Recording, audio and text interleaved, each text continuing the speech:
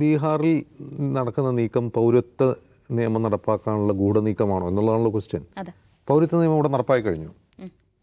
അതിൻ്റെ ഏറ്റവും വലിയ തെളിവായിട്ട് നമുക്ക് കാണേണ്ടത് മഹാരാഷ്ട്ര തെരഞ്ഞെടുപ്പാണ് കഴിഞ്ഞ തവണത്തെ. അവിടെ നിന്ന് മഹാരാഷ്ട്രയിൽ കുറേ അധികം ആളുകൾ വോട്ടുണ്ടായിരുന്നില്ല, കുറേ അധികം വോട്ടുകൾ കൂട്ടിച്ചേർക്കപ്പെട്ടു. അപ്പോൾ യഥാർത്ഥത്തിൽ എന്താണ് പൗരത്വ നിയമം എന്ന് ചോദിക്കുമ്പോൾ സംഘപരിവാറിൻ്റെ വക്താക്കൾ അന്ന് ടെലിവിഷൻ ചാനൽ ചർച്ചകളിൽ 5-6 വർഷം മുമ്പ് നടന്ന സംഭവങ്ങളാണല്ലോ വന്നിരുന്ന് പറഞ്ഞത് അത് പൗരത്വം കൊടുക്കാനുള്ള നിയമമാണ്, പൗരത്വം എടുത്തു കളയാനുള്ള നിയമമല്ല.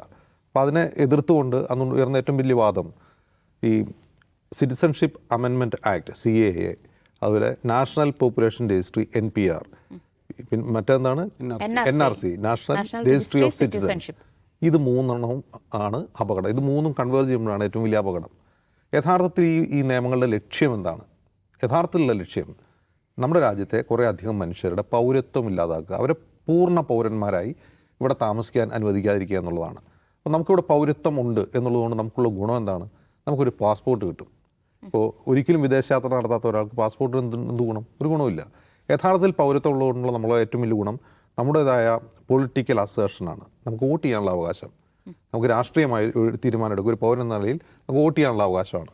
യഥാർത്ഥത്തിൽ ഈ നിയമങ്ങളെ ക്ലബ് ചെയ്തുകൊണ്ട് ചെയ്യുന്നത് ആളുകളുടെ വോട്ടവകാശം ഇല്ലാതാക്കുക എന്നുള്ളതാണ്.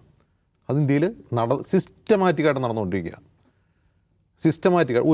ഈ ഇന്ത്യയിൽ കഴിഞ്ഞ ലോക്സഭാ തെരഞ്ഞെടുപ്പിൽ 2024 ലോക്സഭാ തെരഞ്ഞെടുപ്പിൽ വോട്ടില്ലാത്ത എത്ര ആൾക്കാരുണ്ടെന്ന് അറിയോ? എത്രയോ ആളുകളുണ്ടെന്ന് അറിയോ? ആരും പരാതിപ്പെടാത്തതുകൊണ്ടാണ്. വോട്ട് ചെയ്യാൻ പറ്റാത്ത, വോട്ടില്ലാത്ത ആളുകളുണ്ട്. അപ്പോൾ ഈ ആളുകളുടെ കുറേ അധികം മനുഷ്യരെ അർത്ഥപൗരന്മാരാക്കി മാറ്റുന്ന ഒരു നിയമ സംവിധാനമാണ് CAA, അതുപോലെ NPR എന്ന സംവിധാനം, അതുപോലെ NRC. അപ്പോൾ അതിൻ്റെ ഒരു സെക്കൻഡ് ട്രയലാണ്. നേരത്തെ മഹാരാഷ്ട്രയിൽ നടന്നു, ലോക്സഭാ തെരഞ്ഞെടുപ്പിൽ നടന്നിട്ടുണ്ടായിരുന്നു, അസമിൽ അത് കുറേ നാളുകളായിട്ട് നടന്നു വരുന്നു, ബീഹാറിൽ അത് നടക്കാൻ പോകുന്നു. അപ്പോൾ അവിടെ എന്താ സംഭവിക്കുന്നത്? 2003 ഒരു ഇൻറ്റൻസീവ് സ്ക്രൂട്ടിനി, വോട്ടർ പട്ടികയിൽ ഒരു ഇൻറ്റൻസീവ് സ്ക്രൂട്ടിനി നടന്നതെന്നാണ് ഇലക്ഷൻ കമ്മീഷൻ പറയുന്നത്. അപ്പോൾ ജ്ഞാനേഷ് കുമാർ മുഖ്യ തെരഞ്ഞെടുപ്പ് കമ്മീഷണറായ ശേഷം നടക്കുന്ന ഒരു വലിയ ഡ്രൈവാണത്. 2003 ബീഹാറിൽ ഞങ്ങളൊരു സ്ക്രൂട്ടിനി നടത്തിയിരുന്നു. അതിനുശേഷം അങ്ങനെ നടത്തിയിട്ടില്ല. അതുകൊണ്ട് 2003 മുമ്പ് വോട്ടർ പട്ടികയിൽ പേര് രജിസ്റ്റർ ചെയ്യപ്പെട്ടവർ എന്ത് ചെയ്യണം? അവരിവിടെ ജനിച്ചതാണ് എന്ന സർട്ടിഫിക്കറ്റ് മാത്രം കൊടുത്താൽ പോരാ, അവരുടെ മാതാപിതാക്കളും ഇവിടെ ജനിച്ചവരാണ് എന്ന സർട്ടിഫിക്കറ്റ് കൊടുക്കണം എന്നാണ് ഇതിൻ്റെ നടപടിക്രമങ്ങളിൽ നിന്ന് വായിക്കുമ്പോൾ നമുക്ക് മനസ്സിലാവുന്നത്. പ്രസ് ഇൻഫർമേഷൻ ബ്യൂറോ പുറപ്പെടുവിച്ച സ്റ്റേറ്റ്മെൻറ്റിലും അതിൻ്റെ വിശദാംശങ്ങളും വായിക്കുമ്പോൾ മനസ്സിലാവുന്നത് ഞാനിവിടെ ജനിച്ച ആളാണെന്ന് തെളിയിച്ചാൽ പോരാ, എൻ്റെ date of birth, place of birth കാണിച്ചാൽ പോരാ, എൻ്റെ മാതാപിതാക്കൾ ഇവിടെ ജനിച്ചവരായിരിക്കണം. അപ്പോൾ എൻ്റെ മാതാപിതാക്കൾ ഇവർ ജനിച്ചവരാണെങ്കിൽ അവർക്ക് എന്ത് വേണം? അവർക്ക് SSLC ബുക്ക് വേണം. SSLC വരെ പഠിക്കാത്ത ഒരാളാണെങ്കിൽ എന്ത് ചെയ്യണം? സ്കൂൾ രേഖകൾ കാണിക്കണം. ബീഹാറിനെ സംബന്ധിച്ച് ഇത് വലിയ ഇമ്പാക്റ്റിനാകാൻ പോവുകയാണ്. കാരണം ബീഹാറാണ് ഇന്ത്യയിലെ ഏറ്റവും സാക്ഷരത കുറഞ്ഞൊരു സംസ്ഥാനം, സ്കൂളിൽ പോകാത്ത മനുഷ്യരുള്ള ഏറ്റവും കൂടുതൽ സംസ്ഥാനം. മറ്റൊന്ന്, അവിടുത്തെ നല്ലൊരു ശതമാനം ജനങ്ങളും ബീഹാറിലല്ല താമസിക്കുന്നത്, അവർ മൈഗ്രൻ്റ് ലേബേഴ്സായിട്ട് ബീഹാറിന് വെളിയിലാണ്.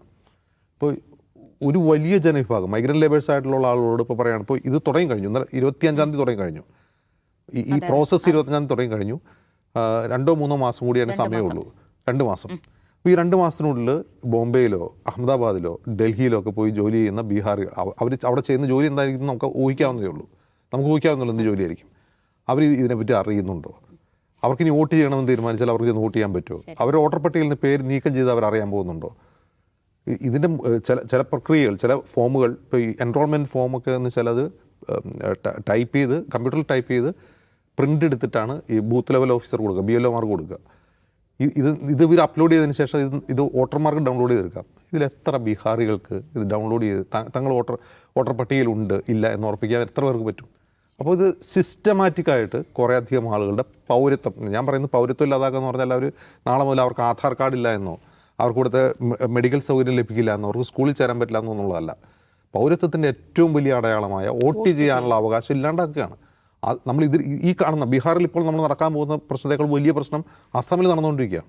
പക്ഷേ അസമിൽ നിന്ന് റിപ്പോർട്ട് ചെയ്യപ്പെടുന്നില്ല, വിവരങ്ങൾ റിപ്പോർട്ട് ചെയ്യപ്പെടാത്തതുകൊണ്ട് ആരും അത് ചർച്ച ചെയ്യുന്നില്ല. അസമിൽ ഒരു വലിയ വിഭാഗം, കോടിക്കണക്കിന് മനുഷ്യരെ, ഇതിപ്പോൾ ഏതാണ്ട് ഒരു 3 കോടി പേര് വരും, ഒഴിവാക്കാൻ പോകുന്ന ആളുകൾ ഒരു 3 കോടി പേര്, അവിടെയുള്ള ആകെ വോട്ടർമാരുടെ 7.5 കോടിയാണ്. അസമിൽ കോടിക്കണക്കിന് ആൾക്കാർ അങ്ങനെ മാറ്റിക്കൊണ്ടിരിക്കുകയാണ്.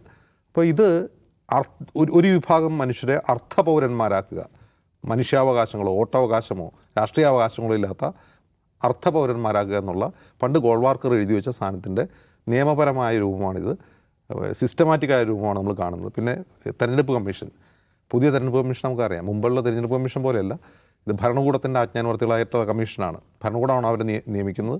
അപ്പോൾ നിയമിക്കുന്ന യജമാനോട് കൂറ് കാണിക്കും, അവരുടെ രാഷ്ട്രീയ സിദ്ധാന്തത്തോട് കൂറ് കാണിക്കും. പക്ഷെ ഇവിടെ ഒരാൾ മൗനിയായിരിപ്പുണ്ട്, അത് നിതീഷ് കുമാറാണ്.